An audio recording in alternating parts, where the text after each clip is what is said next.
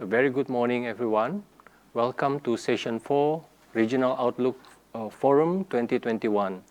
The theme of this session is Indonesia in 2021, Maintaining Unity Amidst Diverse Challenges. As we know, Indonesia, like many other countries in the world, has been struggling to contain the spread of coronavirus and to mitigate the subsequent social economic impact of the pandemic. In ASEAN, Indonesia has been the worst hit country by the pandemic, with almost 800,000 infected cases and more than 23,000 death cases due to the coronavirus.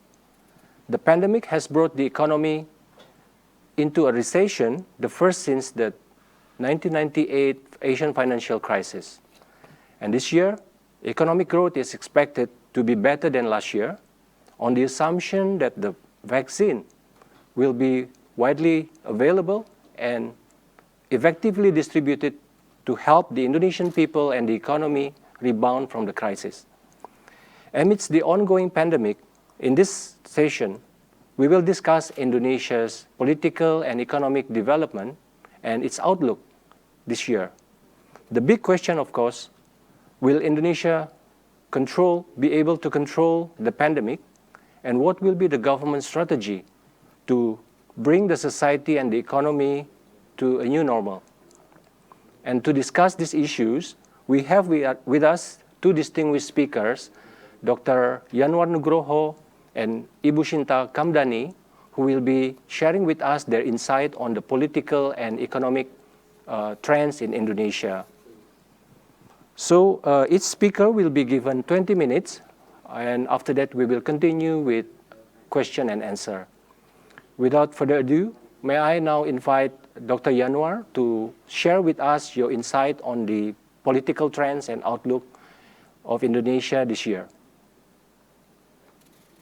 Thank you, Pak Wage. Dear colleagues, friends, ladies and gentlemen, very good morning. Firstly, I would like to thank you for inviting me to contribute in this esteemed forum. Talking or sharing about Indonesia in an academic event like this, to me, always gives mixed feelings, especially after I left my 7 years post at the Palace, 2 years as Special Advisor and Director at the President's Delivery Unit for Development Monitoring and Oversight, UKP 4, under President Yudhoyono, and 5 years as Deputy Chief of Staff to the President under President Joko Widodo. Why?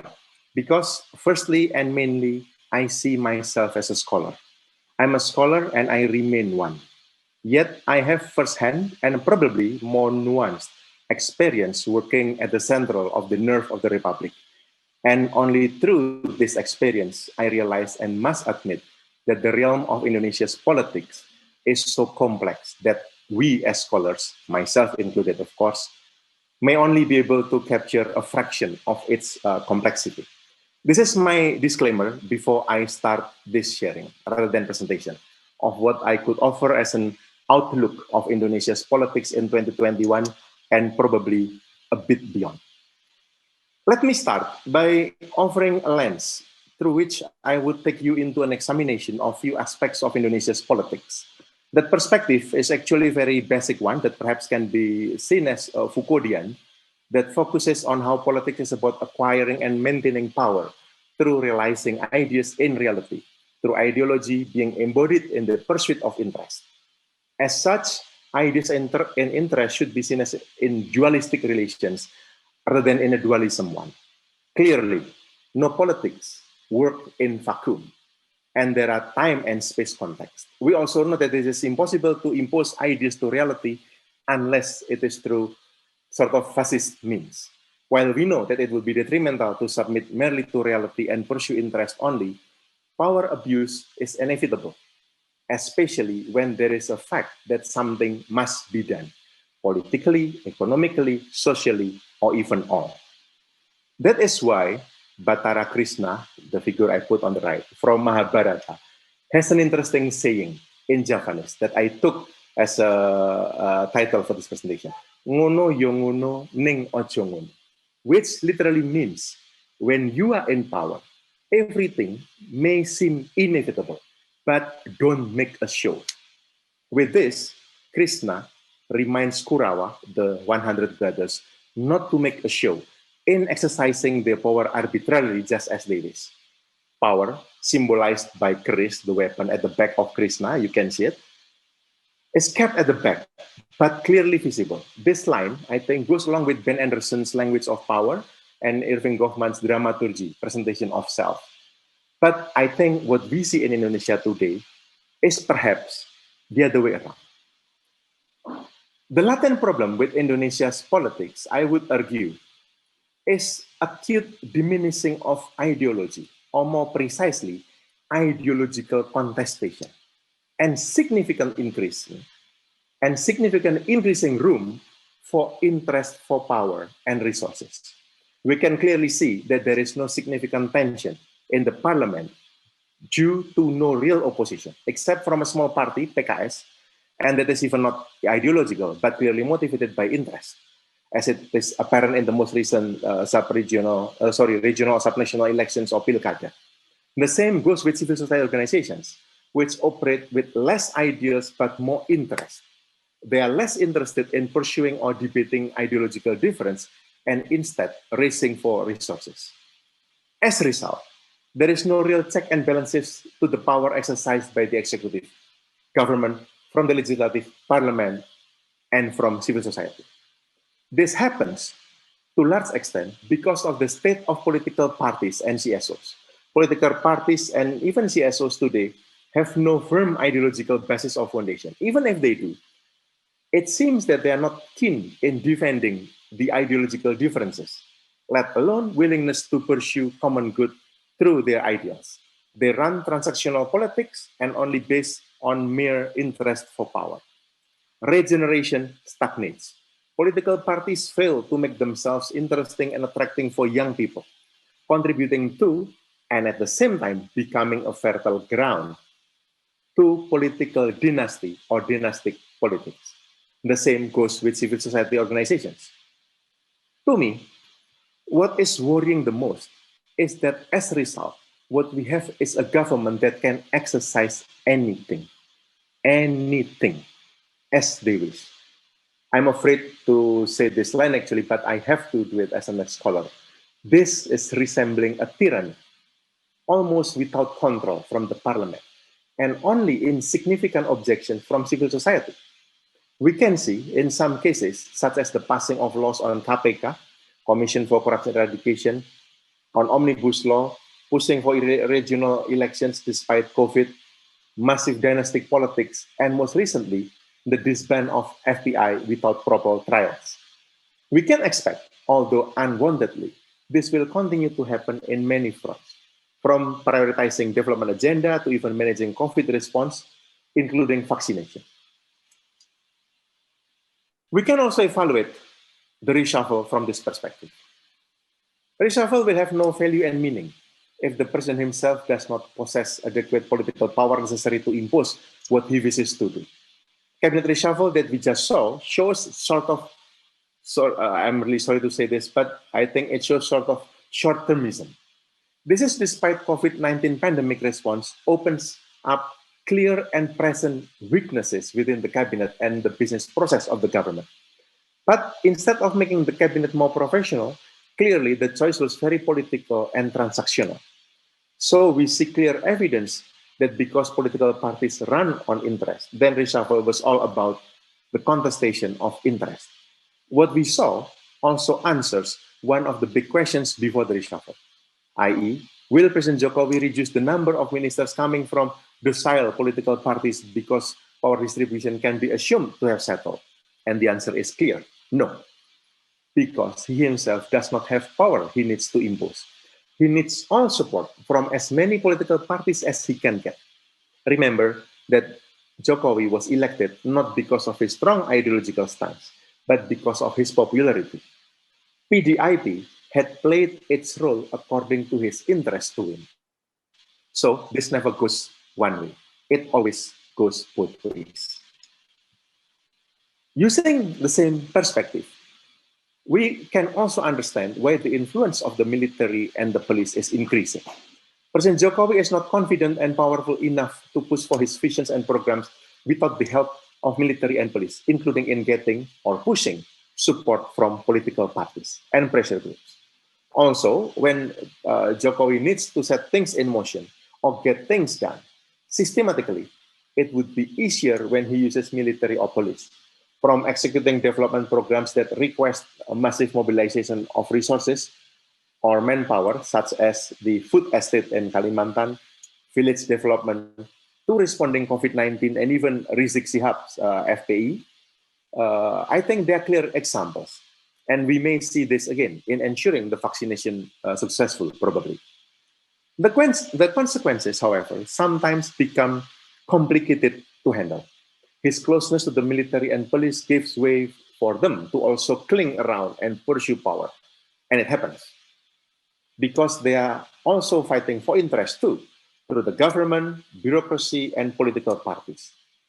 So it is of no surprise to see the military and police are racing for influence in politics, and even further, having sheer quest for resources and power. And this is despite that military and police are among the best organized groups in the country. Here, we may already have a glimpse of the fundamental problem that the Indonesian government has. With the space for ideas decreasing and for interest increasing, the actual state capacity, that is the capacity of the government to deliver development through its machinery, bureaucracy, and state institutions, is getting lower and lower. And from the perspective of public administration, low state capacity is a serious problem. COVID-19 that has affected everyone on earth is a wake-up call for the Indonesian government to strengthen and improve its state capacity. The government's response to the COVID-19 crisis has been slow and cumbersome in terms of promulgating necessary policies and executing them to mitigate the crisis impact on public health and the economy. Current regulatory institutional frameworks have been inadequate to address the immediate risk on public health and longer-term socioeconomic consequences. This includes poor data governance and weak information management process that have hampered crisis response in the public health sector and hindered the delivery of social protection programs. This signals the need for coherent strategies to build the state's capacity to handle the crisis and improve preparedness for likely contingencies in the likely new normal. It requires, of course, comprehensive overhaul of administrative structures and decision-making processes. Quick mobilization of resources, particularly in public health sector with vaccination coming to avoid national crisis, more effective communications, and a new culture of discipline and accountability in the civil service. But it will be challenging, if not impossible, to build state capacity as idealized above. First, the government and even its bureaucracy is driven more by interest than by ideals or ideas. Second, therefore, reliance to individual leader or leadership would be far too high compared to striving for common good. This all has quite a far-reaching implication beyond business process of government, say to politics around 2024 general election. However, 2024 may look too far away. The story of Indonesia in 2021 might be like 2020 part 2, i.e. in fighting the pandemic. Just yesterday, Wednesday midday, the government announced for a more stringent mobility restriction, PSBB diperketat, for the whole Java and Bali Islands and some other cities. Yet, this decision was responded with skepticism, as public do not think there is any difference compared to the existing measures, existing PSBB, which is already implemented. Here, I cannot assert more the importance of public and policy communication. During the time of the pandemic, policy communication should aim at building public's awareness and risk perception so that they can be alert and do not undermine the pandemic. Instead, to be ready for the worst. However, what happened, and I believe will continue to happen in Indonesia, is that policy communication during the pandemic become highly politicized. Substance-wise, it does not help in building proper risk perception among the public. Communication around vaccination is a very clear example. You can see in the picture on the left. While on the last day of 2020, Minister of Health Budi Gunadi Sadikin openly said that the realistic time frame to get everyone vaccinated was 3.5 years. The president himself, 3 days later, instructed him to complete the vaccination in less than a year. The new year, which everyone hoped to be better than the last, started with a confusion, if not a show of power, to say the least. But one thing is clear here, that COVID response will become game-changing or even life-changing policy in 2021. It will affect personal and community life. People will think and perhaps quarrel over vaccination, after which they hope that they can return to their normal life, something that is felt long gone by everyone. It also forces the government to rethink about how they do development. They have to revisit both upstream policies, health, education, social protection, support for informal sectors, micro, small, medium enterprises, the upstream policies, and downstream policies, higher education, trade, industry, investment, services. I think my colleague Mbak Shinta Kamdani will tell you more about this. The government will have to rebuild the economy, which at the moment is sort of reset or setback by the pandemic, and change its course of growth. A more sensitive and interesting issue to look more closely is about the legacy of Jokowi's administration. It needs to be discussed, at least in 2021, if it has to happen in or before 2024. Will the pandemic affect the target for infrastructure development?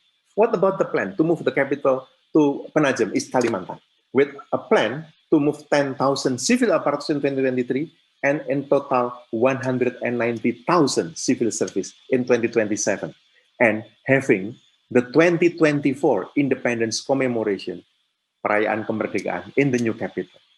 How will the government deal with the political polarization in the society that will sharpen as we move closer to 2024? These are the questions that are worth pondering upon. This brings us to the point where we start this discussion. A country in which ideological contestation barely exists, but full of fight for interest. While for now, we can quite sure that the interest is all about maintaining power, resources, and influence, we know now that the impact and implication is rather severe. The current setting of the power around the president, for example, will remain at the most only until 2022, after which they will prepare for 2024 general election, the real power contestation. How will political parties prepare themselves? Will ideological contestation re-emerge?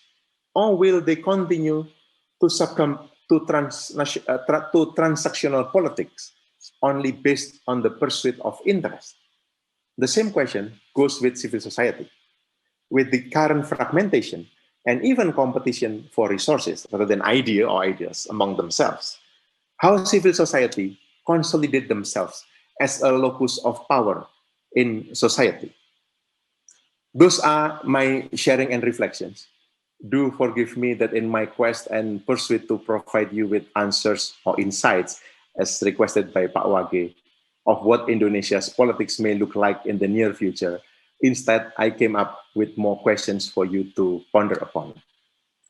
But I personally think that it is the real life in the Republic, particularly when we zoom into its socio-political dynamics. This is something that I have tried to reflect for quite some time, not as a former high-level policymaker at the presidential palace, but back as a modest scholar. The price we pay for the pursuit of clarity is our restlessness when living in the reality. I thank you. Thank you very much, Pak Yanuar, for sharing with us your insightful and very interesting view on the situation and outlook of Indonesian politics. And just a reminder for our participants, if you have question for Pak Yanuar, you can start typing your question in the Q&A function.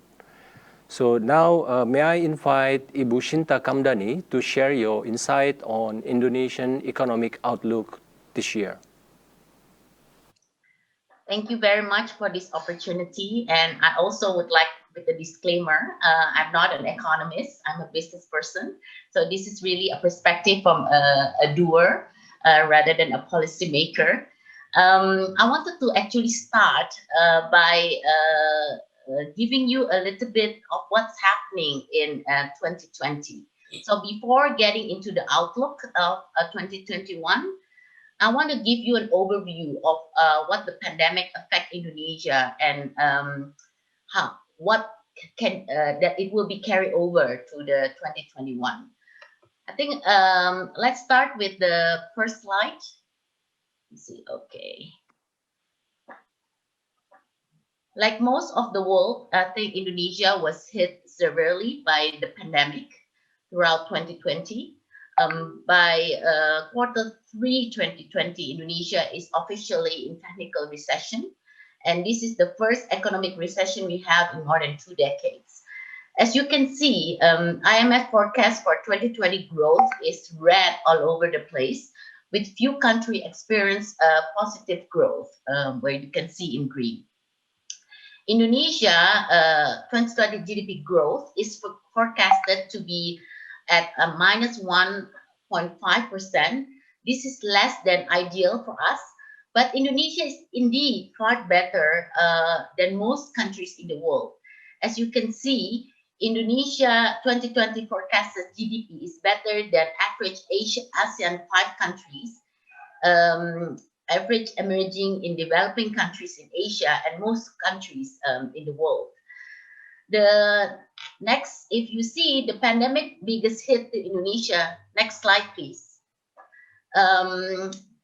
is the biggest hit in Indonesia economy is actually in the national demand contraction caused by the huge amount of workers also affected by pandemic and constrained to the economic activities due to the health protocol. Although the same phenomenon may happen all over the world, during the pandemic, more than 50% of Indonesia economy is driven by domestic consumption. Thus, for Indonesia, contraction in income and employment creates a systemic problem in our economy. The pandemic hits almost all businesses sectors in Indonesia.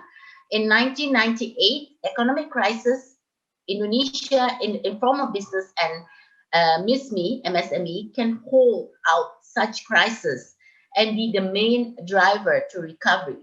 However, in this pandemic crisis, about 90% of Indonesia businesses are impacted, including the informal sector. In fact, it hit the MSME most severely. According to Indonesia Statistic Board, by August 2020, Indonesia unemployment rate increased from 5.23% to about 7%. The BPS estimated the unemployment rise by about 3 million. And but our data from all the association, by July 2020, we received number for almost more than 6 million. So unemployment increased across also gender and locations in Indonesia. However, the highest unemployment rate is created in urban areas. It increased from 6.29% in 2019 to about 8.98% in 2020. I think where pandemic infection level are highest and stricter pandemic control measure was put in place throughout 2020. The BPS data stated that about 14.28% of Indonesia workforce, or total of 29 million workers, is impacted by the pandemic, in which about 82.5% of them experience reduced work hours and reduced income. The contraction in income and employment quickly dampens Indonesian consumer confidence, as reflected also by the consumer index chart on the right side of the slide. And as you can see, Indonesia consumer confidence already reached the weakest point in the past 2 years by March 2020. And up to November 2020, it is still in the pessimistic territory, which means Indonesia consumer is less likely to increase spending in the near future. Now, next slide. If we look at the contraction in income and employment, soon followed by the contraction in the overall economy, This is clearly reflected in the Indonesian first quarter 2020, the GDP growth, which is for the first time fall below 5% to be only 2.97%, and the weakest in the more than 20 years. This is consistent with the dynamic of also Indonesia domestic consumption growth, which start to have contraction in the first quarter. We already see a slight recovery in domestic consumption in the third quarter from minus 5.52% to about 4.04%, and also improve in the third quarter to about minus 3.49%. We assume this consumption level is higher in the fourth quarter, and thanks to the holiday momentum and stronger consumer confidence index in November, it should lift up our 2020 GDP a bit. But overall, it is only a starting point to the journey of full recovery. In the next slide, it summarized the main response to pandemic in Indonesia. The next slide, please. Next slide. Indonesian response to the pandemic. Next slide, please. It's quite thorough and comprehensive. The policy decisions are prudent, reasonable, and definitely on the right path. Unfortunately, the scale of the stimulus is limited, that the effect of the stimulus in the economy is still minimal. Moreover, there are also considerable delays in the distribution of the stimulus, primarily for business. Therefore, most of these instruments are more of a safety net against worsened economic condition instead of the driver to impact economic performance, to improve the economic performance. Only omnibus law that creates significant boost in economic performance. BKPM reported that there is a significant interest while the omnibus already being ratified by the parliament, and this could create us a big hope. In the next slide, so I'm not going to go through the details, but if you can see, those are some of the elements that are important. On the next slide, you've seen, so in the previous slide, by third quarter 2020, Indonesia economic condition has been improved. We believe that quarter four also will be even better. But we have projected that Indonesia 2020 GDP will still be in the negative between minus 1.45% to about minus 2.80%. I think encouraging signs of recovery are also shown in investment, the second biggest driver to our economy. As you can see on the right, Bloomberg data on 18th of December showed that Jakarta Composite Index and exchange rates are steadily improving and almost back to its level in January 2020. On the real sector though, Indonesia FDI inflow in quarter 2020 has back up and become even higher than the third quarter in 2019. However, Indonesia total inflow of FDI in 2020 is still way behind its inflow in 2019.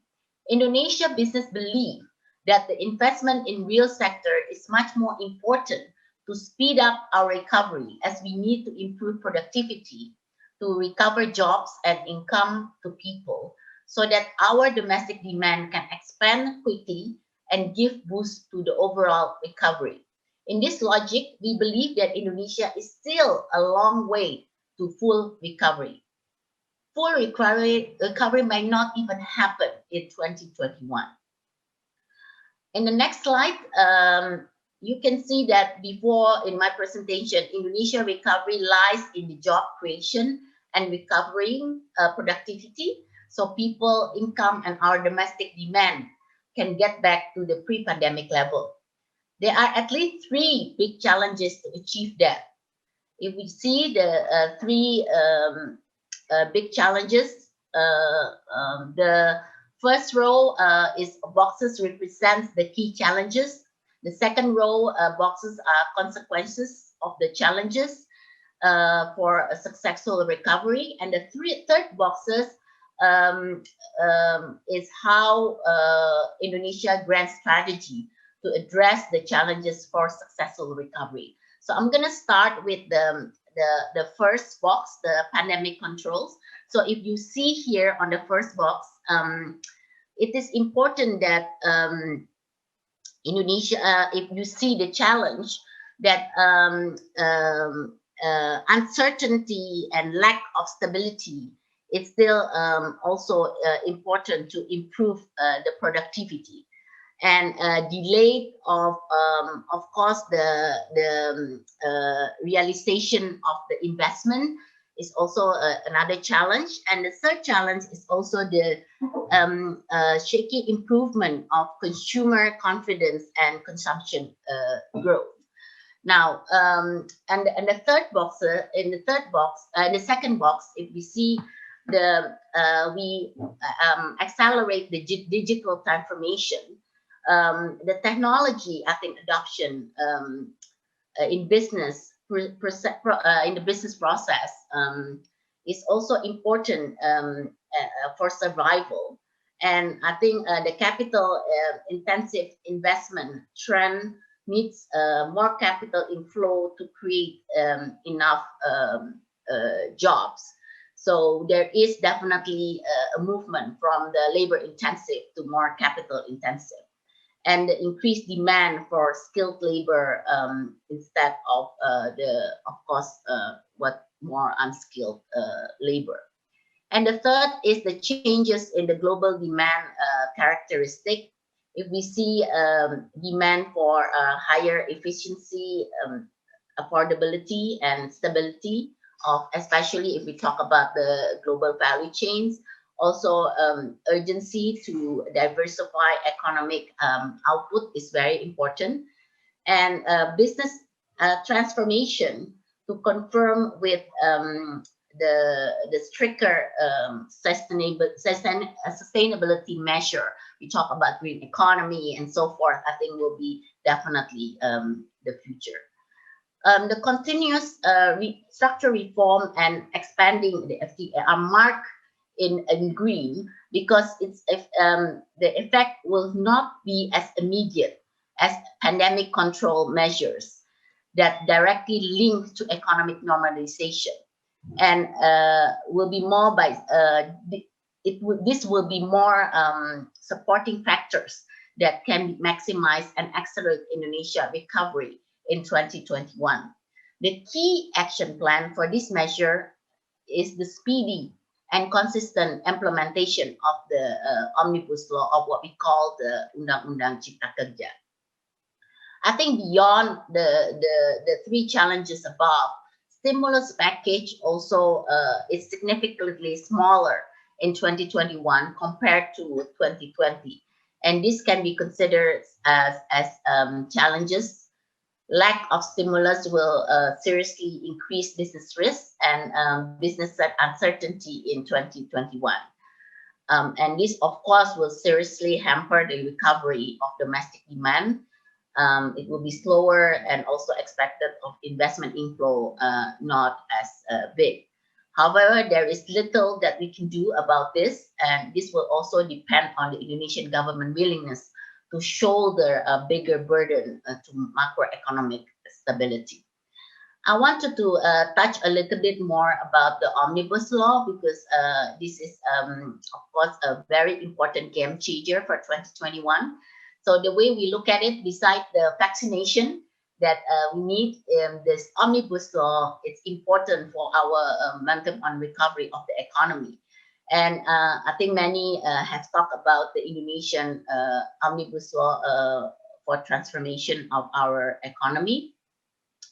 And I wanted to share with you the importance of the omnibus law.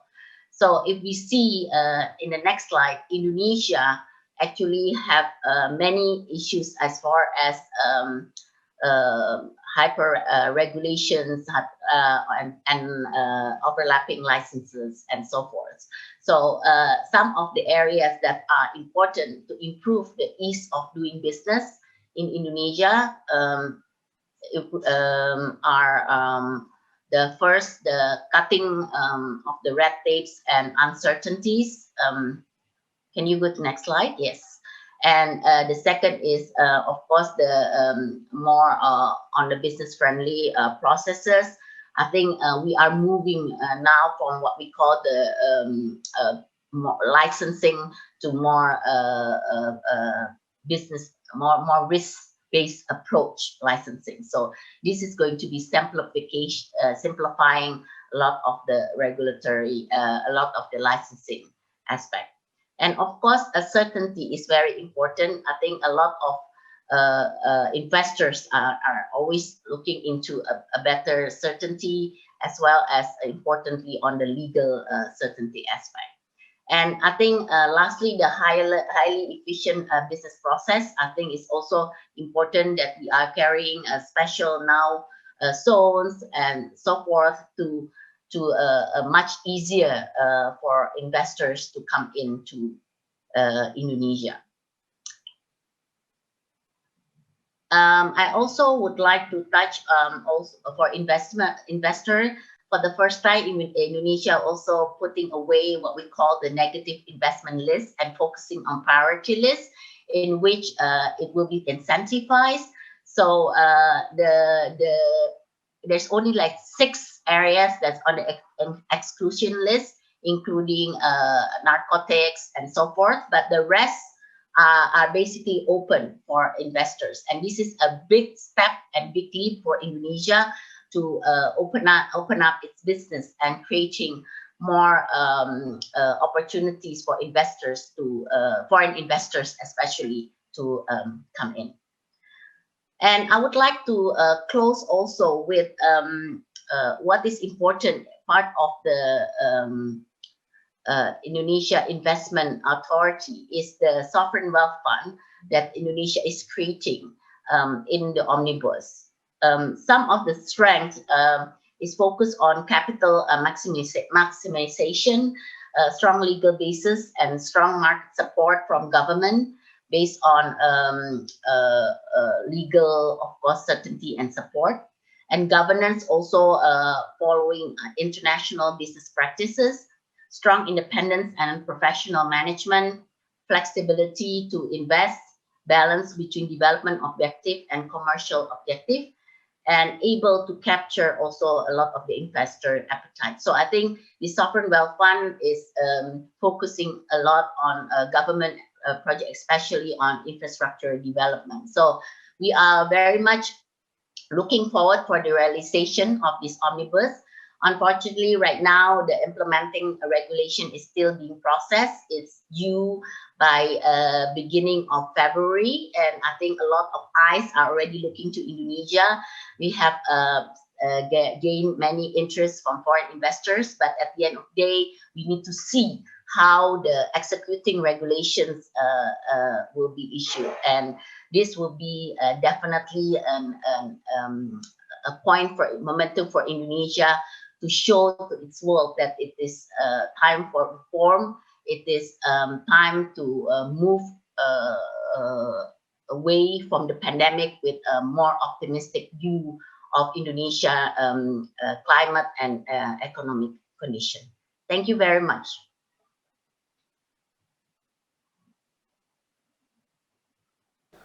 Thank you very much, Ibu Shinta, for sharing with us your insight on Indonesia's economic situation and outlook this year.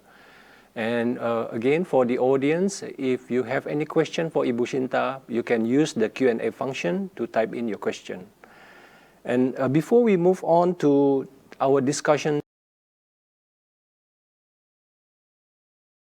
session, we launched 3 questions, and we hope that you can participate, and we will later show this result.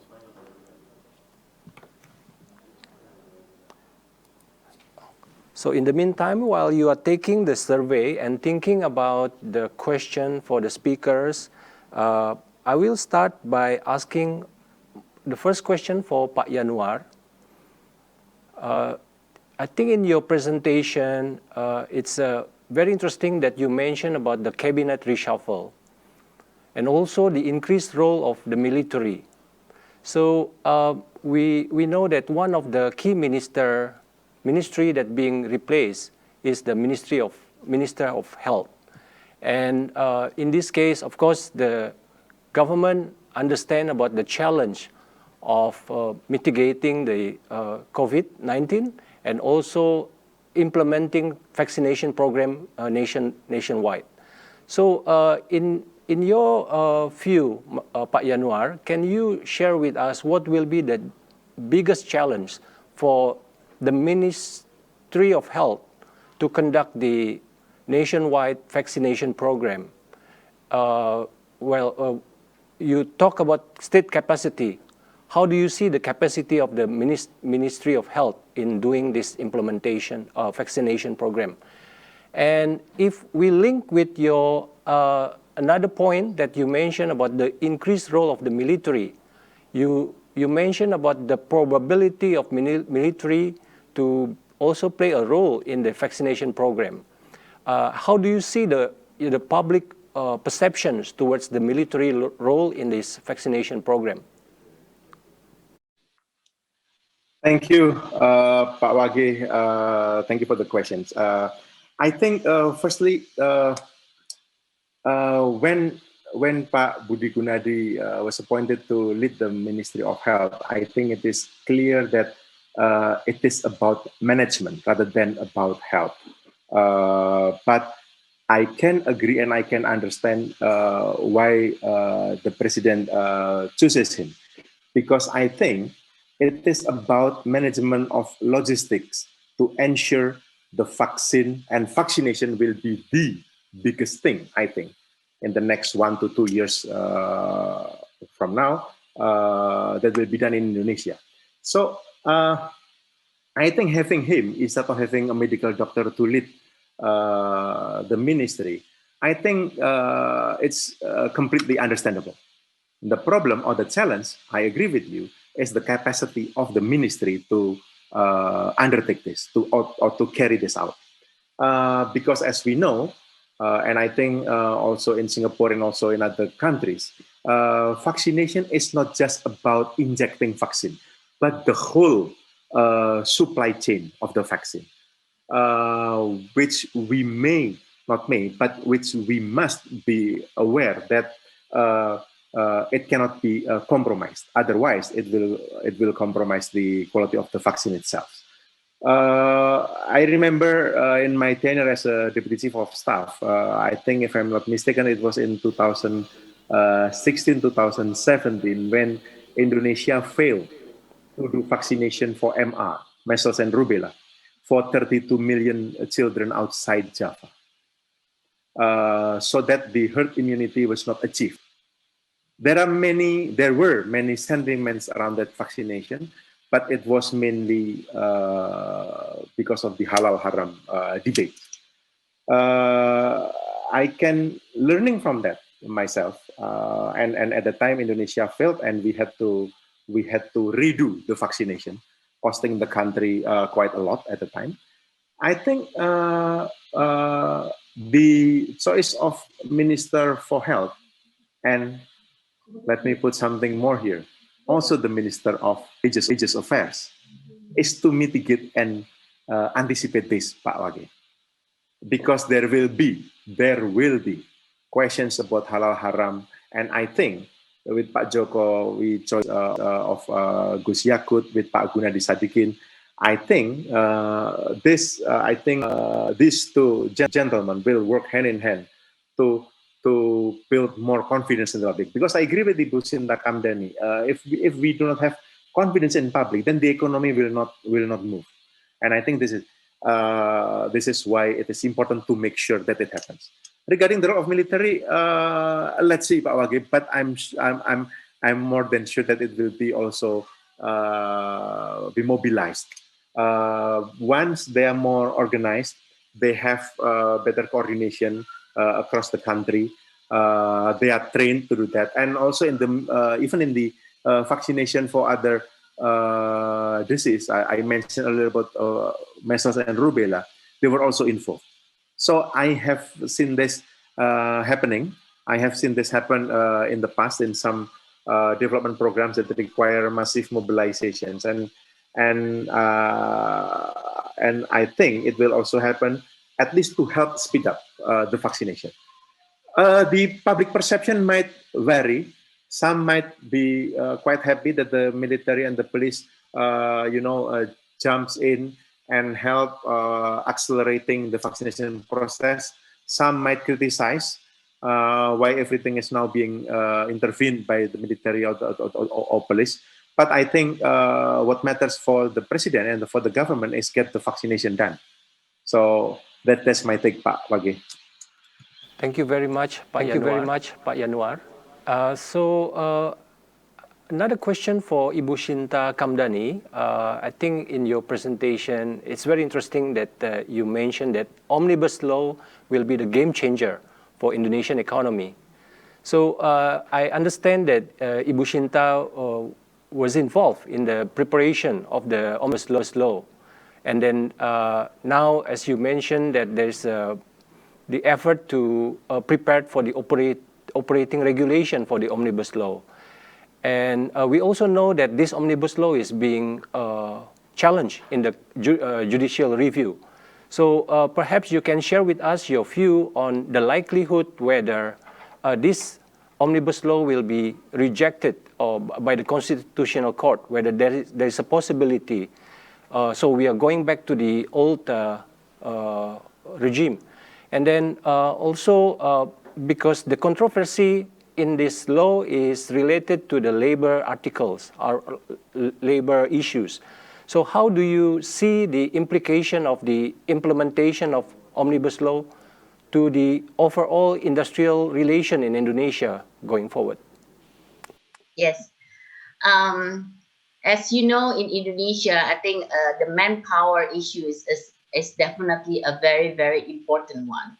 And Indonesia, with our bonus demography, we always talk about how this is actually an asset. But we also have to see with of course now with automation, technology, with the COVID condition that a lot of people has lost its jobs, that it may become a liability. So actually our focus right now for Indonesia, we need to think through how can we create jobs? And this is where the key of the omnibus is at the end of the day, because we don't have sufficient job for people. I was mentioning about the structure of our manpower. Actually, before COVID, 55% is in the informal sectors. And with the COVID, actually now the number has increased maybe to about 70%. So imagine, we don't really have we have relying so much on these informal sectors, and with this condition, it really hampers the economy.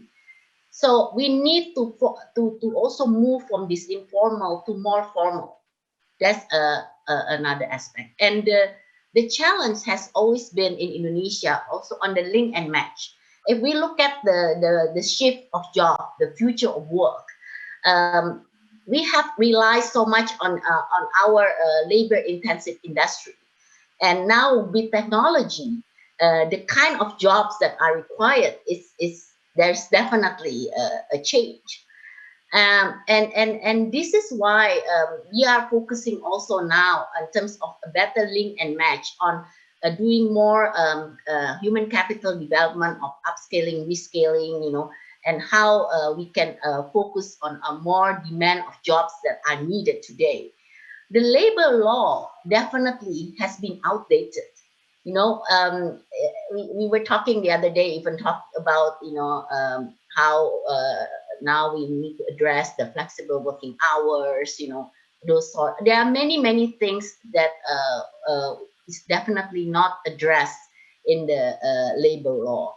So actually the process from the government on the omnibus, of course, the manpower cluster is a very important one, but it was the last one that actually was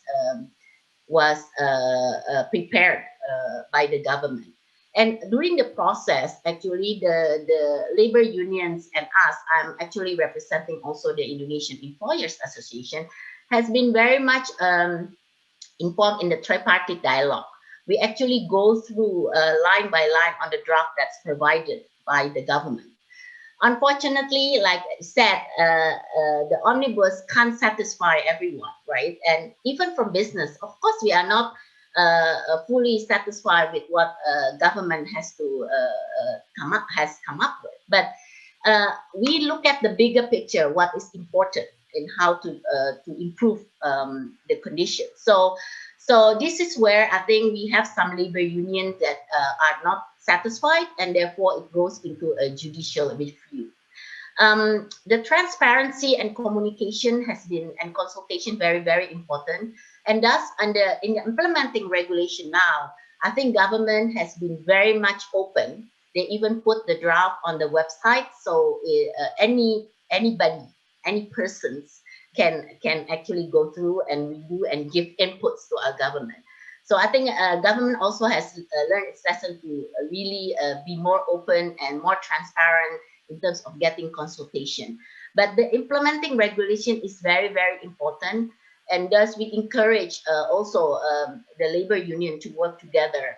And I think we need to get away and not politicize this whole omnibus, because this is what really Indonesia needs in its structural reform. This is something that we have been really,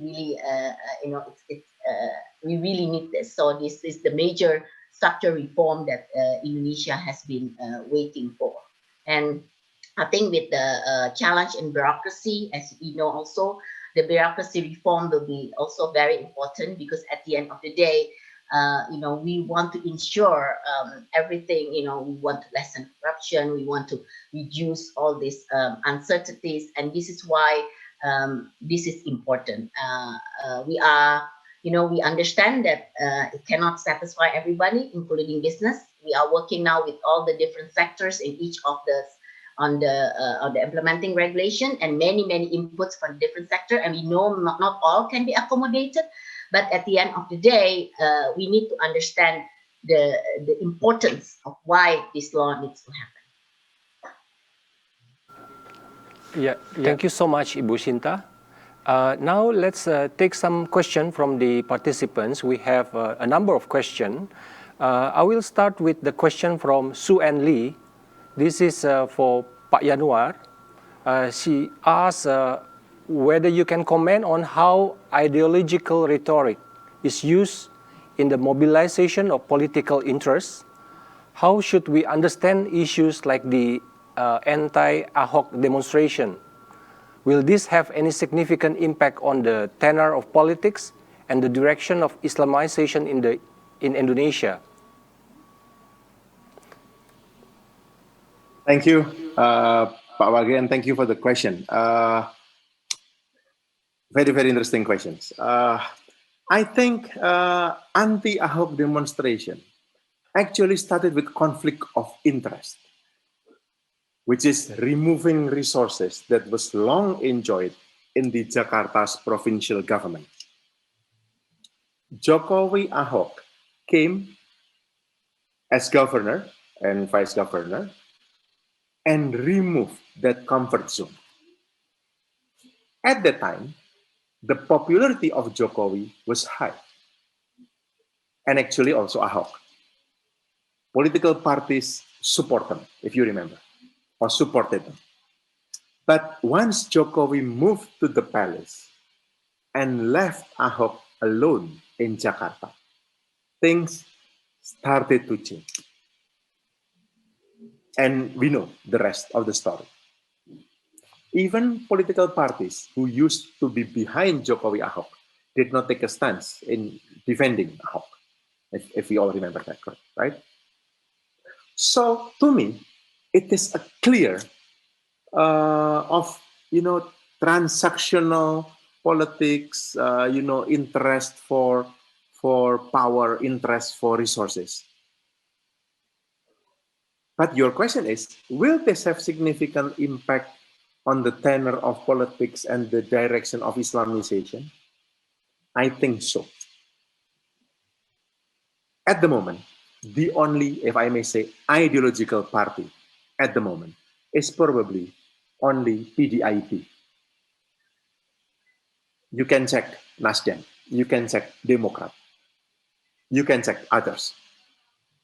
I think the only ideological party at the moment is probably just PDIP.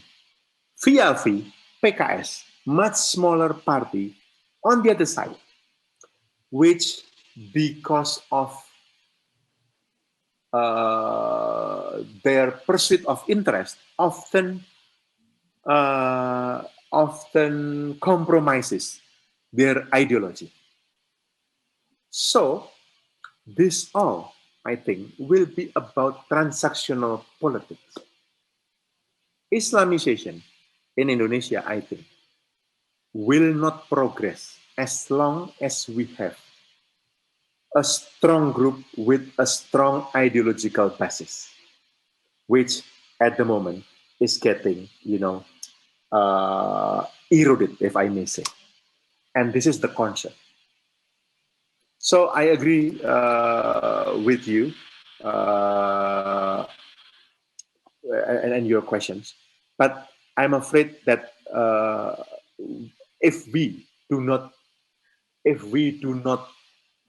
rebuild this basic idea or ideas about Indonesia, I'm afraid Islamization or other ideological,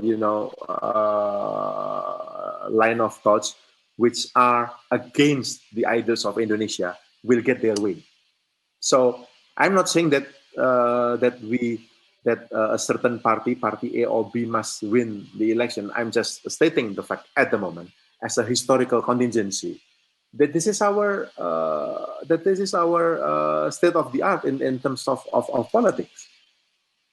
So of course they both go hand in hand, the power and the resources. And I think this is how we can or could understand the dynamics of the politics today. And probably this is what will also characterize all the political dynamics towards 2024. If you learn about or if you follow the news about the corruption or what KPK is doing, when they follow the money, all goes to the strengthening the party's resources or groups' resources, and all for the contestation of power and resources going towards 2024. That's my answer, Pak Wage. Thank you very much, Pak Yanuar.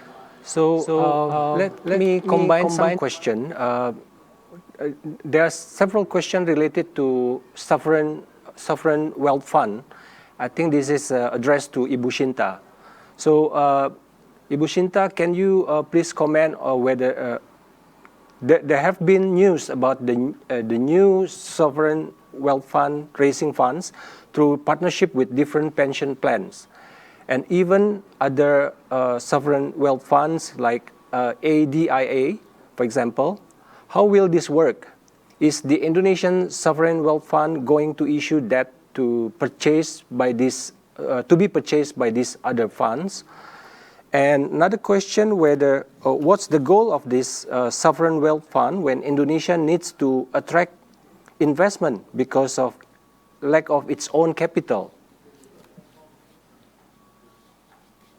Thank you. Of course, I'm not going to go into the technical detail of the sovereign wealth fund. At the moment, the process of setting up the actual legal entity and the management of the fund is being done. But I think as Indonesia see the opportunity of investing in Indonesia, with all its infrastructure development, and many of the areas that Indonesia priorities right now, they would like to open up the opportunity for outside funds and also other countries to invest in such a fund. So I think the mechanism there's many instruments in terms of how you actually, whether that's bond, whether that's actually coming with, there's many ways of how you actually come in the fund. But I think what is important is that Indonesia would like to invite more countries also an institution to participate. We have talked to, for example, the UAA. We talked with the U.S. International Development Finance Corporation that are interested, with the Japanese. I think the interest is definitely there, and it's a matter of how I think Indonesia can sell itself in terms of of course the future and the return that it can gain. What is important, I think, in the fundamentals of Indonesia competitiveness. I think at the end of the day, whether we talk about the sovereign wealth fund, whether we talk about investors when they come into Indonesia, they would like to see Indonesia's competitiveness, and this is something that I would like to highlight. That actually the homework of Indonesia is how that we can be competitive vis-a-vis other countries, because at the end of the day, investor will look at not just the potential, but the actual return that they will get from their investment. And I think this is something that we always compare ourselves with our neighboring countries like Vietnam.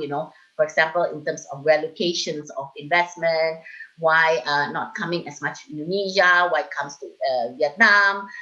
We also, look at into now doing more of our free trade agreements, so that we can be also more competitive.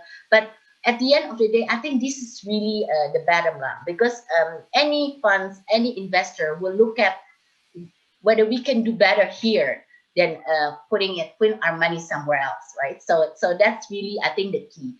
But the instrument and mechanism of the sovereign wealth fund is being done right now. And of course, the government is actually, they're just opening up a process in terms of the management. They would like to have independent parties also to sit in the I think board of supervisor of the fund and so forth. So I think the process is still being done, and I think we have to wait on terms of the details of how the fund actually going to be launched. Yeah, thank you very much, Ibu Shinta. I will combine some of the question related to vaccination program. I think either Pak Yanuar or Ibu Shinta maybe can answer this question. What is your view, the biggest challenge for the successful distribution of COVID-19 vaccine in Indonesia? Would it be the cost or the logistics for distribution, or other factors such as the timing? And also, whether you think that the target to complete the vaccination program within less than a year is reasonable, and why the Indonesian government prioritize the workers, Indonesian workers, instead of the elderly or the vulnerable groups? Mbak Shinta mau menjawab dulu. Would like to answer first, Bu Shinta?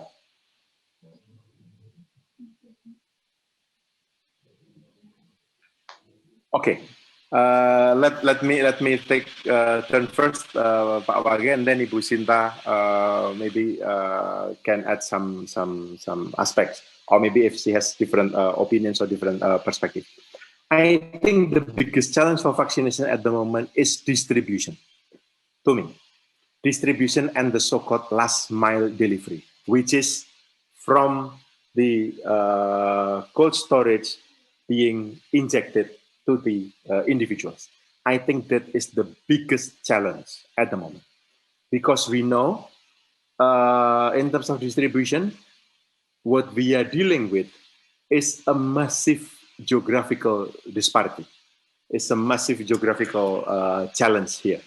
I think, to me, distribution becomes the biggest challenge. And second would be the delivery. I'm not a medical doctor, so if there are medical doctors among the audience, I will be happy to learn from you. But I have few friends who are medical doctors, and this is their concern. Once you take the vaccine out from the fridge or from the storage, it can only stay outside for some certain time. I mean, some certain amount of time, say few minutes before being injected. So the handling of the vaccine before injected is very, important. This will, I think, affect to the timing in terms of when we can get our herd immunity. So I hope that answered the first question. The biggest challenge is not cost, but distribution and last mile delivery, which is the injection itself. Is the target to have it in less than a year reasonable? We may have different view here, but to me, no, it's not reasonable. As far as I also consult and talk to my other medical colleagues, none of them could understand why the president pushed forward or why the president said to the minister to have the vaccination completed in less than a year. I think I can get a clue from what the minister said yesterday in the press conference, that he actually came up with a plan for 15 months, which also, by the way, still questionable by many medical colleagues. But he had the plan for 15 months. He said, but when he presented to the cabinet meeting, he was challenged by the president whether he could do it in less than 1 year. So I think I would take this as a context.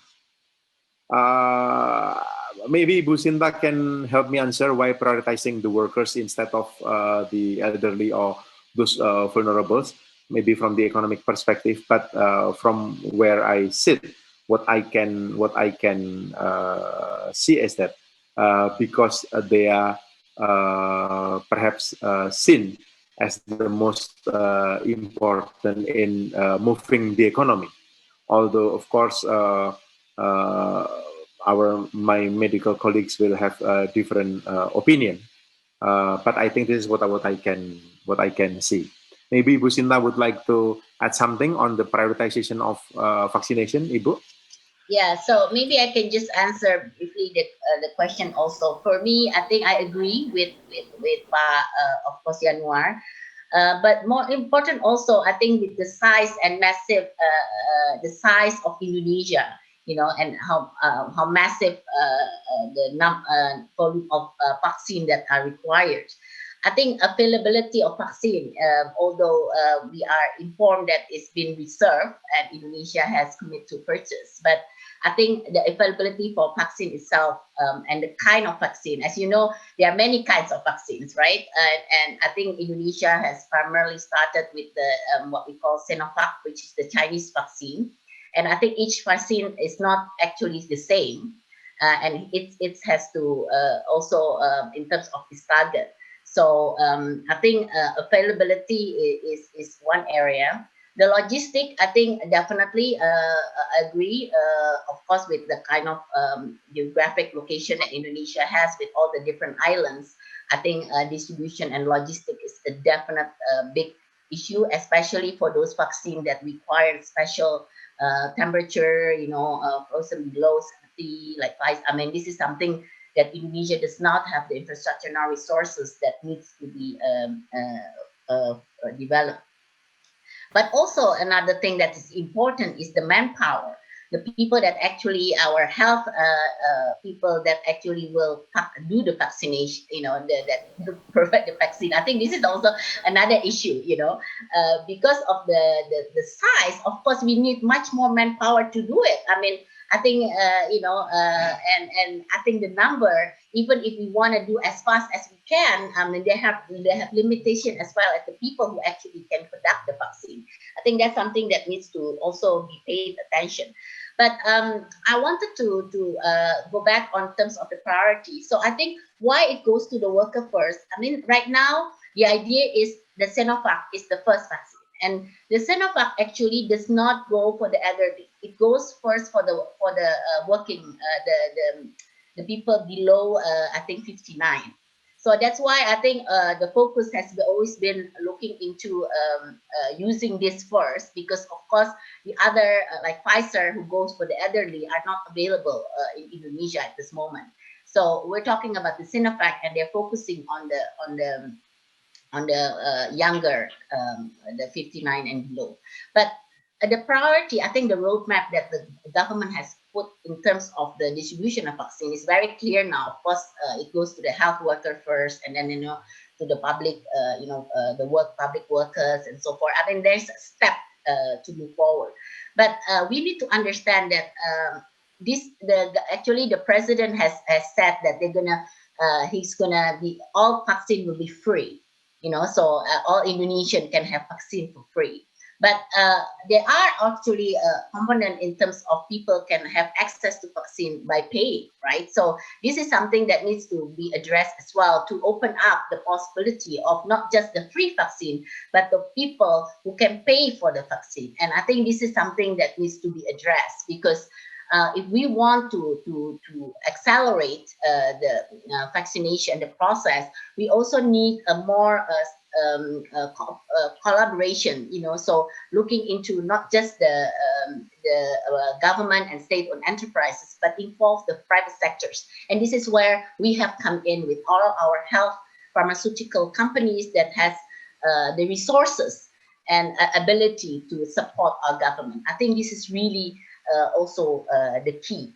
But I think the most important is right now we need to ensure that the vaccines are available for us, and the 1 year period, of course, this is all depend on how the process is going. But reasonable, I think it's more a narrative that the government now needs to project. It needs to give confidence to its people and says vaccine, you can get it within 1 year.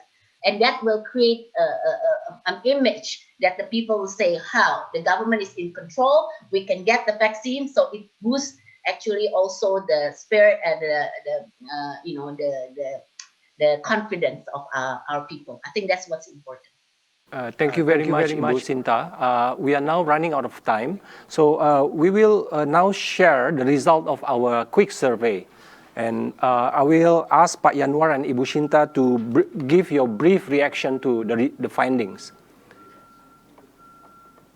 So the first question on the Jokowi administration biggest governance challenge this year will be 55% of the respondents answered dealing with pervasive corruption involving political parties, civil servants, as well as the private sector.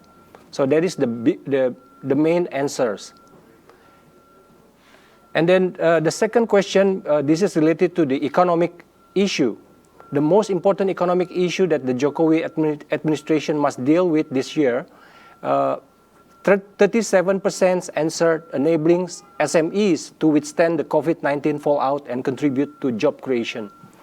So perhaps quickly, Pak Yanuar, can you quickly react to this the survey result, and also later Ibu Shinta. Thank you, Pak Wage. I think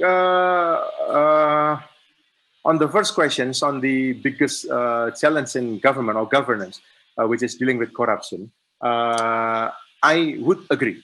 And I think that also explains why it is very difficult for us to really build the capacity of the government, the capacity of the state.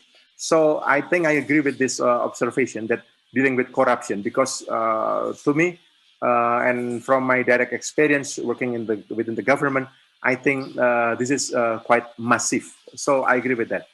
And in terms of most important economic issue enabling SMEs, I think this is, I also agree, this is important because learning not only from 1998, but also from 2020 pandemic, I think what has been supporting us, especially the life of the common people, is this informal sector. And most of the SMEs, they are in that informal sector, and it's really important for the survival of our economy. That's my quick take, Pak Wage. Thank you, Pak Yanuar. Ibu Shinta? adding a little bit, of course, we agree that corruption is a big challenge. If you look at challenges, very many.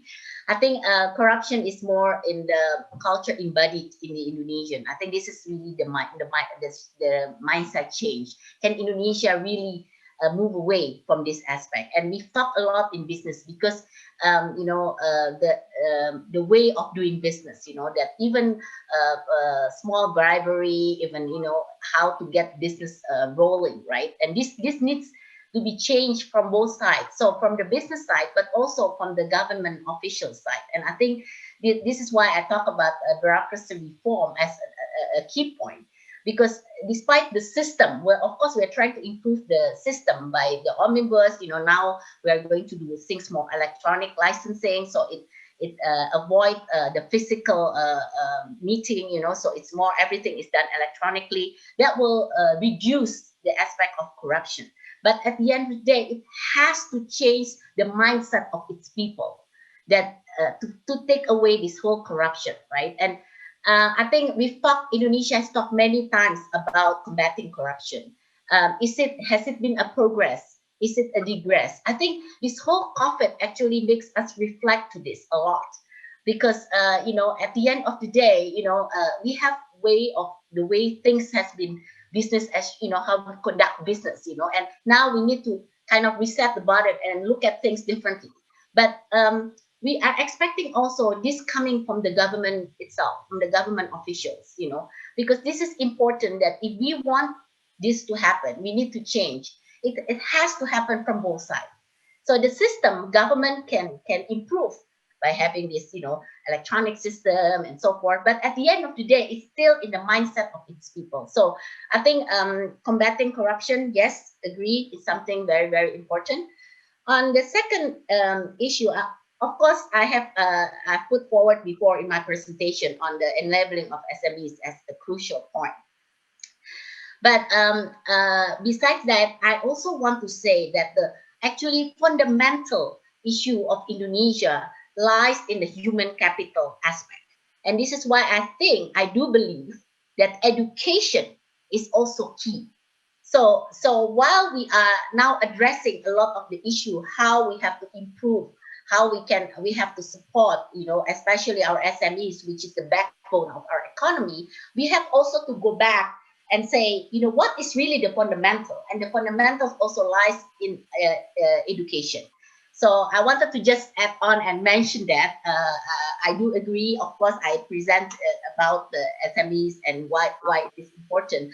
But I do want to say that Indonesia has to really pay attention to its education, because it goes a long way. Yeah, thank you so much, Ibu Shinta. On that note, I would like to thank Pak Yanuar and Ibu Shinta for your very insightful presentation and also candid discussion, and also for our participants for joining us in this session. With that, I shall now return the floor back to our MC.